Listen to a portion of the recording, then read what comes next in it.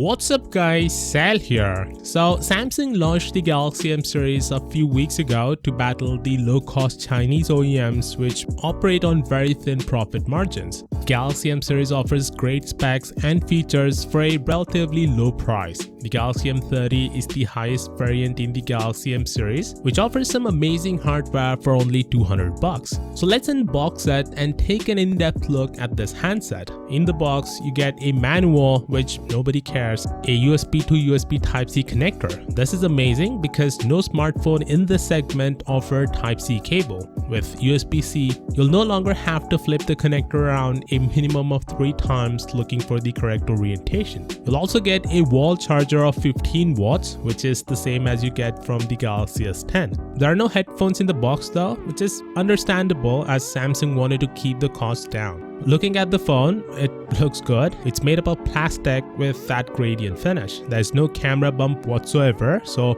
everything at the back is flushed and it looks clean. On the front, it has a Super AMOLED 1080p Plus display, which in my opinion should be a major selling point for this phone. You don't normally see AMOLED display in this segment. Heck, some companies even charge you $750 and give you a crappy LCD. There's an Infinity U notch up front and a chin at the bottom. Not a huge fan, but hey, we're talking about a $200 phone here, so it's fine I guess. This notch houses a 16 megapixel camera which supports HDR as well as can do live focus. The phone has 2 SIM slots and a dedicated microSD slot. A lot of Chinese companies offer a hybrid slot, which I see annoys a lot of people. So I appreciate Samsung that there's a dedicated slot for the microSD card. Once you set up the phone, it asks you whether or not you want to install these apps, which means it doesn't come with any bloatware. This is really good because one of the reasons Samsung's budget and mid-range phones sucked in the past was that they came with a lot of bloatware pre-installed. So it's really appreciated that they've learned their lesson and are giving you an option to install these apps. By the way, I see there are a couple of apps pre-installed, but the good thing is you can uninstall them, so we're good. Under the hood, there's an Exynos 7904 chipset which will offer you a decent performance. There's also a triple camera setup at the back. One is a normal lens, the second one is an ultra-wide lens for those crazy ultra-wide photos, and the final lens is a depth sensor for better portrait photos. The phone also has a 5000 mAh battery,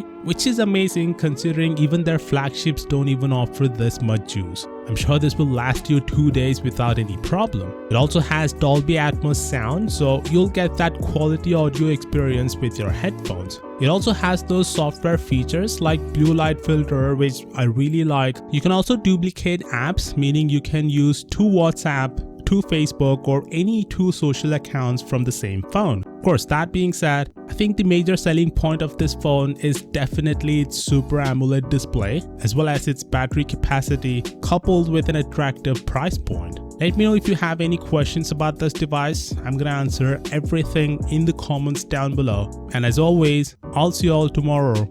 Peace out.